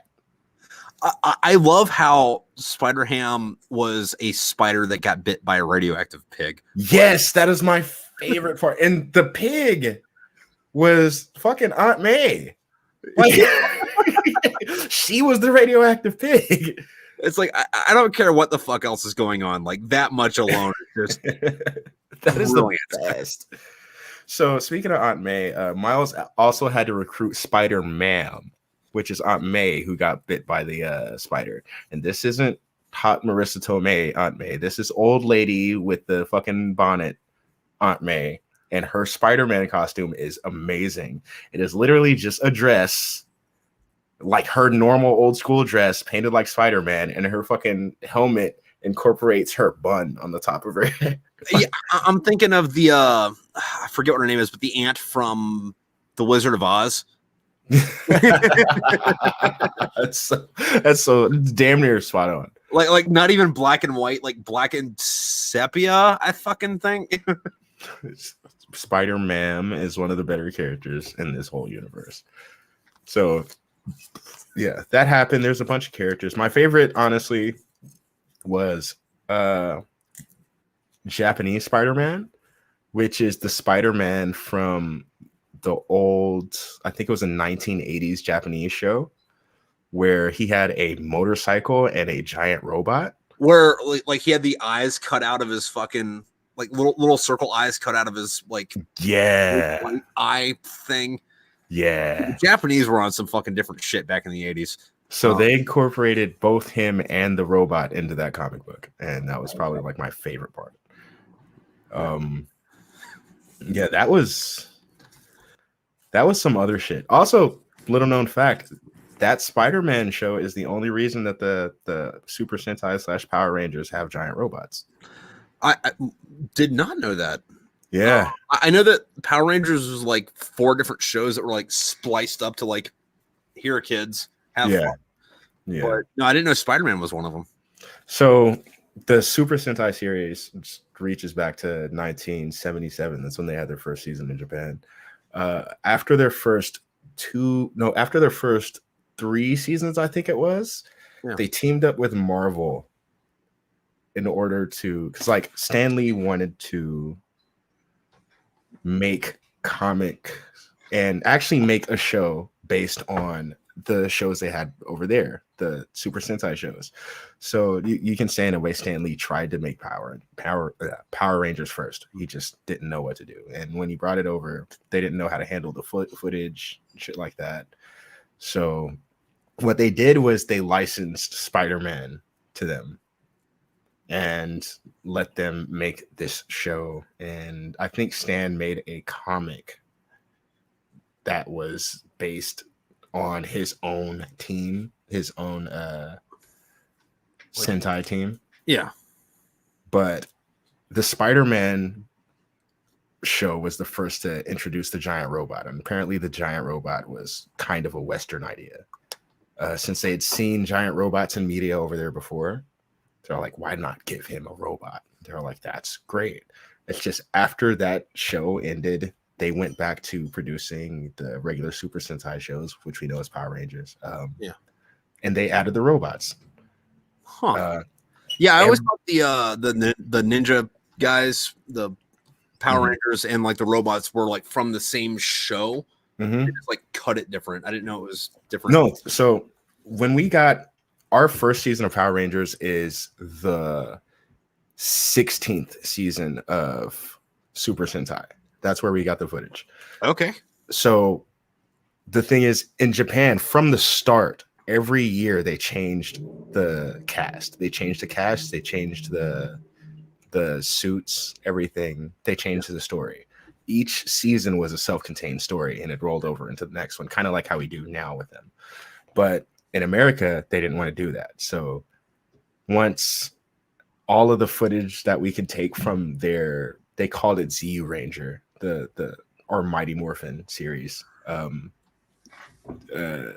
Once they took all the footage they could from that, yeah, they had to use footage from the next series. What they didn't do was take the suits. They took only one suit from the next series, and that was the White Ranger suit. Oh, and that's why we get the White Green Ranger thing. White, right. The White Ranger looks different than everybody else by his suit design, but there is a whole team in Japan that fits that design. Is that why we never saw the White Ranger in the same frame as everybody else? Exactly. Okay. That's exactly why, because all of his footage came from a different season. Do you remember the fucking Ivan Ooze movie? Yes. That movie gave me fucking nightmares. No, because like my parents got me that, like, it was like a thing of Play-Doh, but it had like the Ivan Ooze shit in it. Oh yeah, I remember that. I wanted that so bad. Freaked me out. Make a mess. But I had this nightmare that I threw it out, right? Like it was fucking freaking me out, so I threw it out, and then like I went back to my bedroom and it was like sitting on my bed, and I'd be like, "Oh God!" So I'd take it and throw it in the trash. I come back to my room and it was like there. It was like this big loop, but it was. You had the Ouija board experience with the ooze. Yes. Because yes. I normally hear like dreams about that or nightmares about that, or even a couple lies about that, about Ouija boards. Yes. Also, real quick, Doc, in the comments, yes, you're watching this live. So I'm sorry. Back to the Ouija boards. Yeah. Normally, I hear people say shit like, "Oh yeah, we threw out our Ouija board because when we were messing with it, the lights started flickering. But when we threw it in the garbage, out of nowhere, it just appeared back in the house." I'm like, yeah, because somebody brought it back in. Yeah. Oh, either like there's two options, like that, or like it came back on itself. Either way, like don't fuck with Ouija boards, man. All right. Like not hard. It's if it works, it's bad juju, and if it doesn't work, it's easy to fuck with you because you fucked with it. Right. And there's gonna be people like me out there. They're gonna fuck with you for the sake of fucking with you because I think it's funny, and I'm gonna laugh about it while you're like. My thing is, like, if you were that afraid of something, why are you fucking with it? Exactly. Fucking exactly. Which is like, if you're not like fucking tuning up your Ouija board to say what's up to Biggie Smalls or some shit, then you're using it wrong. I also like that you said Biggie Smalls instead of Tupac, because we all know Tupac's not actually dead. He's fucking living in Cuba right now. Yeah, Tupac's not dead. Tupac's not dead. Tupac is chilling. Yeah. Like, my aunt swears on everything she saw him at a wash house. Like, I remember her telling me that. She's like, "I saw Tupac at a wash house." I'm pretty sure that man's got his own washer and dryer. I'm sure. Speaking of music, though, one of the things I did have on the cue card is what had the better soundtrack? Twilight Princess, Final Fantasy VII, or Kingdom Hearts? So, and feel free to rabbit hole this one. So, are we talking like? Okay, so this one's hard. When we say Kingdom Hearts, do we mean Kingdom Hearts as a whole? Let's include the games plus whatever random dude on YouTube went and made it better doing. because like you can say what you want about fucking music nowadays, but like there's somebody on YouTube with fucking 400 followers that's knocking it out of the park, doing it better than anybody else did. Oh man, I follow a couple of those guys. Yeah, and there it's like, why don't more people fucking know these dudes? Right. There's this one guy. I'm doing such a terrible fucking job right now forgetting his name, but he's got like 20 followers, and he does like Harvest Moon acoustic covers and shit. Like, this is like the softer songs, and I found myself just so enamored with everything he's doing. Like, this dude needs fans. This dude needs fans. but so do we. We're on fucking TikTok. We do great things. We need fans. Yeah. But so okay, to answer your question, just because of the Final Fantasy VII remake, I'm going to have to go with Final Fantasy VII. They have songs that just really stuck with me over time. I love Twilight Princess. Yeah. And I love the music in there. I feel like it's very, very melodic and it touches you in the right way, but it's a Nintendo way. Yeah. Kingdom Hearts has some of my favorite songs, but it's also watered down by a lot of licensed Disney music. So what you're saying is that while you're going off on your little fucking path with fucking Final Fantasy VII fucking music, you hear this little voice in the back of your head going, "When you walk away." Always, every single time. Every single time.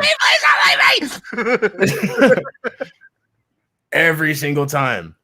Yeah, the Kingdom Hearts music, Utada Hikaru's songs, great.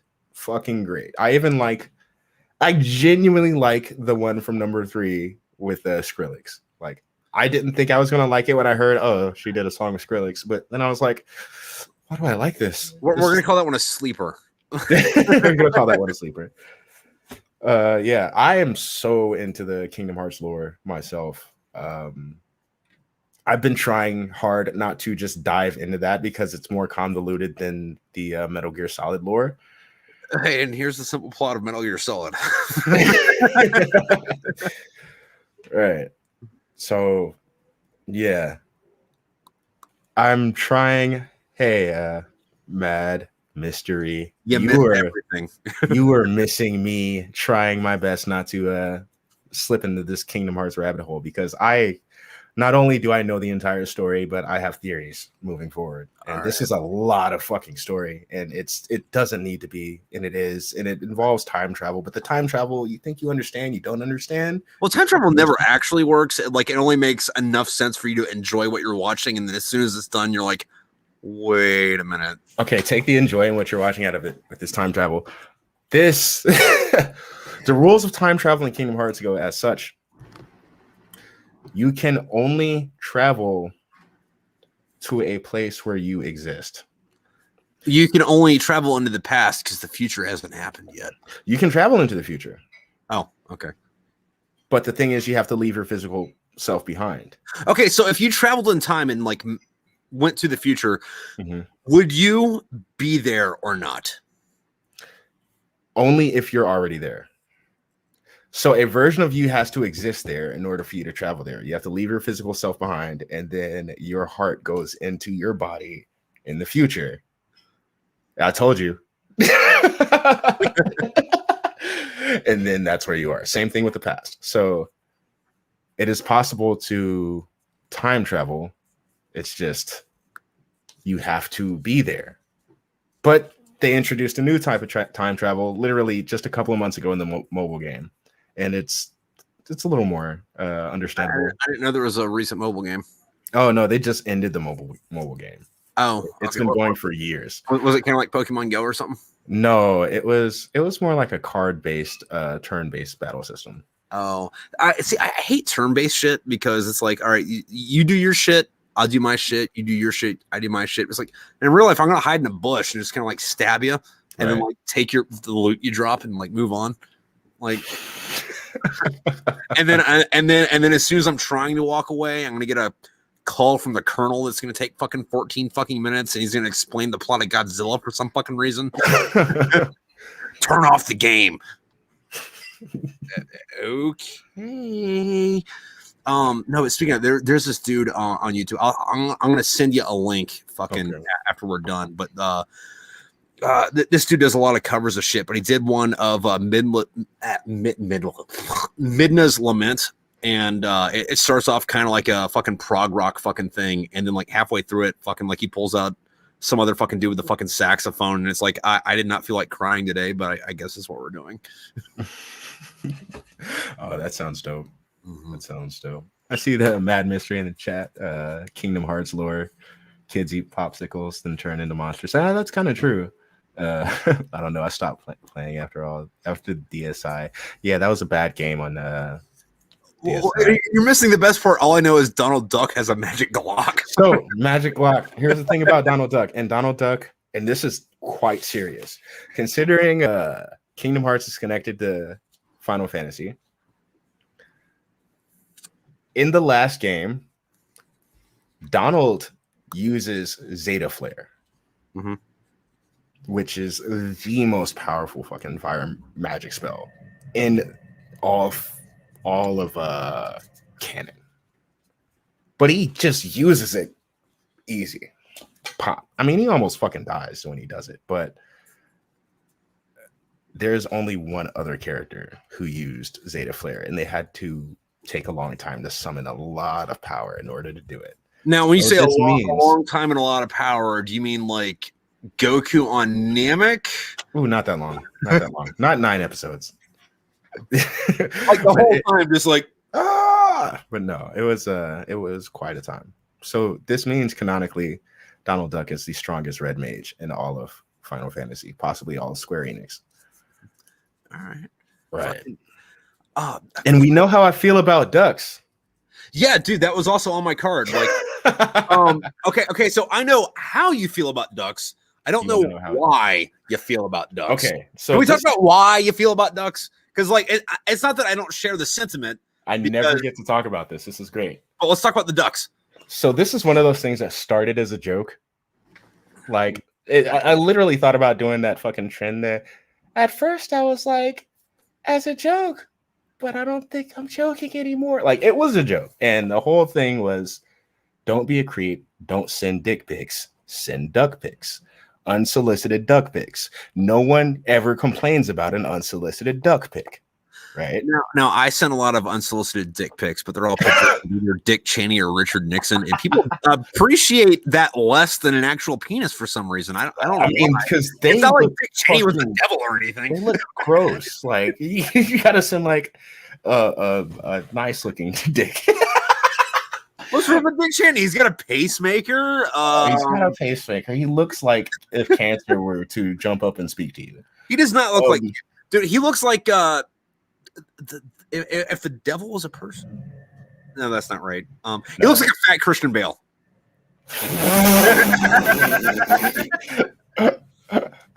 So we know who's never going to be on this show. Christian Bale or Dick Cheney? Because like I'm not going to lie. Dick Cheney will still show up. I would have either one on for clout, just because like I would fucking like Alex Jones that shit. Like straight up, like all right, so like I would like talk to them for a few minutes and then like slowly like ask him a weird question and then like put on a tinfoil hat and be like, all right, so what really happened? All right, so even though I'm just a guest here, this is something I always ask my guests when they come on our podcast, Rusty Rupees.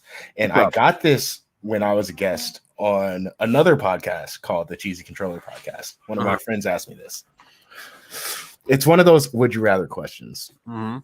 Would you rather, and you're in the water in this situation. I'm in the what in this situation? You're in the water in this situation. I'm in the water. Like the ocean or the ocean or the bathtub? The ocean. The ocean. Like at the beach, or like I'm in the ocean and I don't know how to swim and I'm gonna die. Or even if I do know how to swim, like I'm in the ocean, fuck me. If you're in the ocean, fuck you. Okay. So well, no, you might make it. You're close to something. Okay, so I can swim and you're at the beach. A mile out. You're a mile out. Okay. Mile out from the beach. All right. Would you rather fight 1 killer whale or 4 dolphins, and you have nothing to protect yourself except something but a knife? And for some reason, saying something like a knife is important to this. It's not actually a knife, but it's something sharp. Killer whale. Killer whale? Yeah, because a killer whale will kill you. Dolphins are both racists and rapists, and I would rather not get raped by 4 dolphins than just like get killed by a killer whale. Not a big fucking. That's another fucking point for killer whale. We're gonna have to revise this question. Yeah. I actually have one for you that's very similar to that. But before that, what's your answer on that? Oh, it's same for the same reason. I gave the exact same reason 2 years ago when I was on their podcast. Okay. All right. Yeah, I'm not trying to get fooked. Yeah. So on that, mine is birds or dinosaurs. Would you rather fight one velociraptor or 5 chickens from The Legend of Zelda? See the velociraptor, because there's something strong about the Legends of Zelda. Those fucking LOZ chickens are the strongest thing. So in Breath of the Wild, have you played Breath of the Wild? Oh, dude, yeah. Yeah. Have you done the thing where you get enemy to attack the chickens? I have not done that. It is fucking hilarious because the chickens will go stupid on the enemies and they will just rain hellfire down and you can just sit back and watch and enjoy. So on that though, like we only got like 15 minutes left, but and if you want to steer this conversation somewhere else, feel fucking free to. But I fucking loved Breath of the Wild. I love hate relationship with it, but more love than anything else. Like I loved how open world it was. I wish that there were more dungeons in it. Yeah. But I really did appreciate the whole I guess direction that the developers took, where it's like, you're in the world, fuck it, have fun. Yeah. You know, like I love that. And the best part about that was when the game came out, and I got the game at launch, and I was playing with a group of friends were playing around the same time. Every time we spoke, we'd come and talk about our adventures and shit, and they'd be completely different stories. Yeah, dude, it can be 50 fucking different games depending on how you play it. Yeah. Yeah. So like I think the first thing I did, of course I went to the Kakariko village. Yeah, I don't think I found that until like not Kakariko. Like I was like 3 or 4 or yeah, it's got a weird name. It's like Kakariko or some shit. Yeah. I think I went to like 4 or 5 different places, then stumbled upon that one. I was like, oh holy shit, this is here. Yeah. But fuck, goddamn, so like I started my the mission of, you know, just get the beasts, right? The first beast I got was the elephant, which to me is still the hardest one. Like I should have started with the camel maybe, but it's like the camel, the lizard, the elephant, and the bird. That's what it was. So I started with the elephant, and I had the toughest fucking time. And I'm thinking, yo, if this is this, and this is just the first one I touched, and this is how the rest of the game is, or this is just the beginning, I'm going to love these boss dungeons. No, that was the hardest one. I just started in the weird order. But some of the shrines in there, I loved the fact that there was no one set way to take on these shrines. They gave you this set of tools and they set you out in this world, and it's like, figure it out. Fucking figure it out. Yes, there's a way we want you to handle the shrine, but if you can figure out another way, that's great. So like one specifically, it was a motion type thing, and you had to guide a ball. Oh no, see that part I fucking hated. It was like, dude, no, just let me use the fucking goddamn joystick buttons. You had to guide this ball through this maze using the motion thing, right? Yeah. What I did was I turned my controller over, the backside is flat, and I just rolled it and flung it into the goal. And the fact that it let me do that, I was so in love with this game. Yeah, no, fucking that game was a love letter to people that played like the original fucking Nintendo.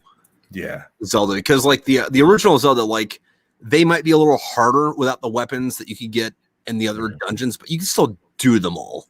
Yeah. And oh my god, dude, no, like I mean that was kind of like the goal of this game. When they initially made this game, they wanted it to feel like the original Zelda, and the idea that you can like go somewhere and experience something, and the way the dungeons, well, even though this doesn't really have dungeons, but, the way the map is laid out is as if you were to take that old camera or that old game and put the camera behind Link instead of in the sky. And they actually, while building this game, they built a Breath of the Wild in that old engine just so they can have a base. I did not know how to do things. That's pretty ingenious fucking developing though. Yeah. Fucking God, yeah, dude. Like one of my earlier memories is the first time I stayed up till 3 o'clock in the morning, which isn't a fucking feat now, but when you're fucking 8, that was like monumental. And it was, me staying up playing fucking Nintendo, trying to beat fucking one of the fucking dungeons on the old like golden Nintendo fucking cartridge fucking thing with your like shitty fucking wooden sword, because like even though you could like beat like 3 or 4 dungeons, you couldn't get like a sword made out of steel for whatever fucking reason. Yeah, fucking memories, dude. I got like, my era. I'm 31 right now, so for me those days were like in the N64 era, where they would actually, I was able to stay up because like during my Super Nintendo days, somebody would have fucking, or even my OG Nintendo days, somebody comes in and goes, lay your ass down. Oh yeah, no, like this is like sneak out of bed. Sneak out of bed. Yeah. Like you're spending the night at your grandparents' house and your fucking like youngest uncle has that on his fucking thing, and you're like, see, for me, it was actually my grandmother. My grandmother was a gamer. Oh, hey, there you go then. Yeah, she taught me all of the warp pipe locations, or how to access the warp pipes in the original Super Mario Brothers. Did you ever notice that the warp pipe song is also the theme song for the warp crystal song? Is the Ocarina of Time song? Yes.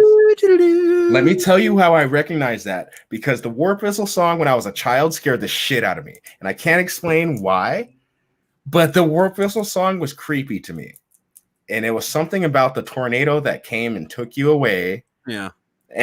And to this day, I don't get it, but that is like a anti-lullaby for me in a way.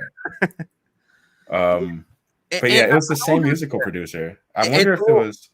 Yeah, same guy, but like it is a little creepy in Mario, but like, god damn, is that not a fucking melodic song when they redid it for Zelda? Yeah, it was really, it was nice. It actually didn't notice it right away because it was so melodic. Oh, I didn't notice it until I was like fucking like 2 years ago. So I'm don't feel bad about it. Oh man. And I was like, wait a minute, it's the same song. It's kind of like, it's weird. It's like, is which song is that though? Well, another one though is the save room theme from Resident Evil 2 is also the water level song from Donkey Kong. Aquatic Ambience? Yeah. Wow. I haven't played RE2 in so long. Because Aquatic Ambience is a jam. Yeah, fucking I had a buddy I was talking to, and I don't know if you played Resident Evil on PlayStation or fucking Nintendo, but on PlayStation it was like, you know how you play as either Leon or Claire? On PlayStation that's 2 different discs, right? And he got it secondhand, so only got like 1 disc. And we were talking recently. I was like, hey, when you're Leon doing blah, blah, blah, whatever. It's like, yeah, I didn't know you could play as Leon. Like, what the fuck are you talking about, dude? Like, that's like the best part. He's like, I don't know, man. I put the disc. He's like, oh my god. Yeah, no, it's 2 different discs, man. Fucking, you gotta catch up with the times, man. That's hilarious. Oh my gosh, I remember multiple disc games. I remember being so excited to get to the second disc. Right? Like in fucking, was it Metal Gear Solid Metal Gear Solid, where it's like, I don't remember if it was like the first time you meet Sniper Wolf and she like maybe killed Meryl, maybe didn't. You don't fucking know. Yeah. Go into a bunker, insert disc 2, and you're like, I've had enough tricks from this fucking game. Are you sure I insert disc 2? Or do I call someone on a fucking codec, you fucking assholes? Right. It's like, what the hell? Yeah. That game has stumped me a few times, MGS. Yeah. But yeah, I only stuck in for the convoluted lore because apparently that's what I fucking like, is convoluted lore. That's why I'm a Kingdom Hearts fan. And tell me you've heard the Starbomb songs. Yeah. Okay. Yeah, that's a thing. That is a fucking thing. Oh. Yeah. So I am I'm just gearing up for all this media that I need to consume for this podcast that I do. Nobody in the group has seen Fast 9 yet. I really want to see it. As bad as I know it is, that's partly why I want to see it, just because I want to sit back and laugh at how bad it is. Is it out yet? Yeah, it's out. Well, why haven't you seen it then? Work schedule. Oh, okay. All right. Yeah. And I also need to see Black Widow, just because I have this whole Marvel thing. And I need to see who gets their hand cut off. Because that's a running joke in Marvel if you haven't caught on to it yet. Yeah, they totally didn't steal that from Star Wars. No, it's totally because of Star Wars. And they openly said it like at the start. Look for people getting their hands cut off in every Marvel thing because it's a Star Wars nod. And like it just happened in spoiler. And it also happened in spoiler. So yeah, I just need it to happen in Black Widow. So speaking of Scarlett Johansson, what did you think about Ghost in the Shell, the live action? I didn't watch it. I didn't watch it because I didn't want to, because I was one of those people who's all like, bro, I'm not going to watch Scarlett Johansson in this role. All right. I watched the old anime. I watched the animated movie. Which had a plot that was akin to fucking Metal Gear Solid. So, but whatever. I'm not saying it's a convoluted mess. I'm just saying that there's someone stuck in a robot body. Gray Fox, and then a giant robot that shoot with missiles afterwards, and then it's just right like, I mean, speaking of Metal Gear Solid, we need one of these characters who got their hands cut off to put on somebody else's hand and just become that person. So in the original fucking Return of the Jedi script, Luke was supposed to cut off or kill Darth Vader and then take his helmet off and put it on and be like, I'm Darth Vader now. But could you imagine if he took his robot hand off? Darth Vader's robot hand on after he cut off, he goes, that's not Metal Gear. Oh my god. Brother! Fuck. It was Ocelot the whole time, you fucking asshole. Ocelot the whole time. Yeah. That's a hell of a series. Kojima is just doing things now. I don't know if you played Death Stranding. I tried to play it. I have it. I haven't put it in the PlayStation yet. So I have it, and I played it for probably 5-6 hours. It's not my type of game. It's literally what I do for work in video game form. Walking around giving people packages? Yes. Being on TikTok and complaining about how the sun's trying to kill you. It's less TikTok, but there's a social media element to it. Like there's a social media element in game. But yeah, no, it's what I do in my everyday life. So I'm not trying to sit down and do that as a game. Have you played what the fuck is it called? Shit, God, I'm drawing a blank and I'm feeling like an asshole for this because like it's on the tip of my fucking tongue. Hellblade. Have you played Hellblade? Yes. Dude, that game fucked me up. I fucking love that. Oh, that game is art right there. Dude, have you watched the behind the scenes shit for that? I haven't actually. So what the way that game was made, and for people at home listening with no context, the Vikings kill your husband and you have to go get revenge, but like you're also psychotic and not in a good way. Yeah. But, the way they made that game was there was 2 video game designers or developers, and the rest of the team were all like psychologists. Mm-hmm. And the video game developers like, and there's like 20 psychologists. They're like, someone with psychosis, how would they go through this? And then they would just like, worst case scenario with your mental illness.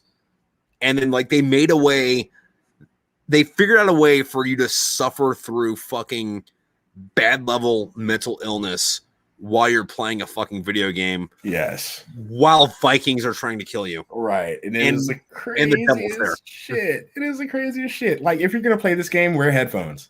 Dead ass. Oh wear god. headphones. It will fuck you up. And if you don't have headphones, have a fucking surround sound system. Like, man. like Yeah. there was They're making a number 2 is coming out soon. I will play the fuck out of that game. I'm not even gonna watch a fucking preview. Yeah. Like I'm in it. But one of the things they did for the original one was they got like 2 fucking microphones, like directional microphones, and like put them inside of like these like fake ear things, or like a fleshlight, but a fucking ear. And they had like people like walking around it, just like whispering the whole like, "You're not gonna do it, kill yourself," shit, you know.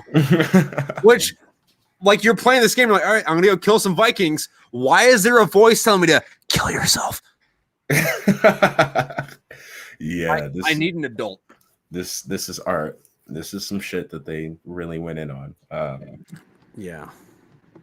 I hope it doesn't. Number 2 it up. You know, like. I mean, I'm going to expect that game to be absolute garbage, and then if it's not, I won't be upset. Right. I did love though how the final fucking fight scene, like, it didn't end until you quit. Like, as long as you like kept up like hardcore, like it would keep fighting you and like not kill you and let you keep fighting. But as soon as like it detected that you were like, I'm kind of done with this, it gave you the axe. Yeah, I mean, it's definitely the game that breaks what being a game is, kind of. So that in itself is very like Metal Gear Solid though. Like, it's kind of like just making you fuck with your system in order to progress. Yeah.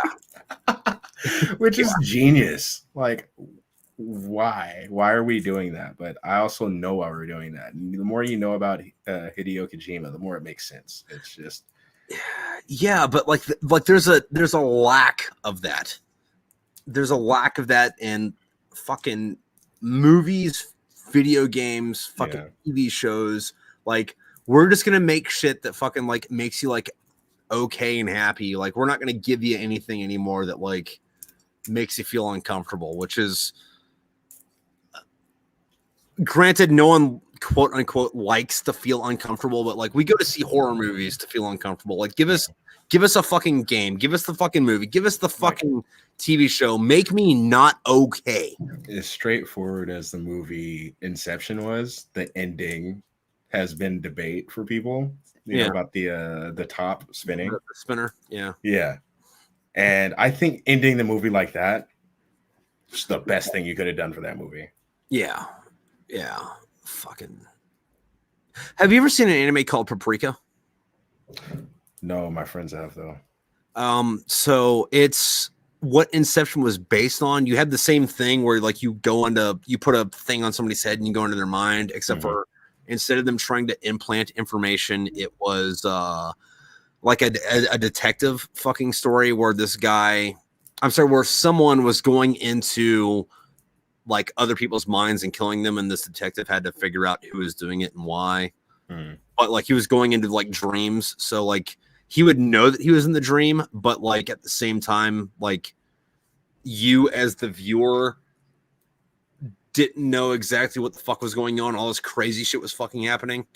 And I think it was from the fucking 80s or early 90s. Like it wasn't shit. Who was the guy that did Floating Castle? I don't know his name. Ghibli. It wasn't Ghibli, but like it felt like Ghibli. I feel it. Yeah. But anyway, on that fucking 13 Cross, thank you very, very fucking much. Oh, it's been a dope ass show. I didn't realize it was time already. Dude, no, we are going to have to do this again. Fucking, but in the meantime, can you tell the people where they can find you? All right, you can find me personally at 13 Cross. Spell it out. Don't be lazy. As far as my podcast group, you can find us anywhere at Rusty Rupees. That's Rusty with 2 Y's on Twitter because Twitter's some hoes. There's a story behind that. But yeah, that's pretty much it. I do my thing on TikTok. We stream on Twitch at the Rusty Rupees channel every weekday. My day is Mondays. Then on Tuesday, we always play Tekken. On Tuesdays, we play Tekken. Tekken Tuesday. Tekken Tuesday. That's Tekken exactly Tuesday. what we call it. And you can find us there at 7 o'clock p.m. Pacific time. As far as the rest of the weekdays, it's really just whenever these assholes feel like streaming. I kind of started that trend, being that I have this weird job that lets me out at random times. So, yeah, that's about it. Oh, I do a TikTok thing. He does do a TikTok thing, and I enjoy his TikTok thing. So if I'm you're glad. following me I'm glad and you're on someone TikTok, enjoys. Go check out his TikTok thing, especially if you have an affinity for the aquatic wildlife that isn't swans, right? Geese. Ducks, quack. All right, quack. Well, I also really love DuckTales. That's a thing. Oh fuck! That would have been a fucking good thing. That would have been a good thing. We'll save that for next time. We'll save that for next time. All right.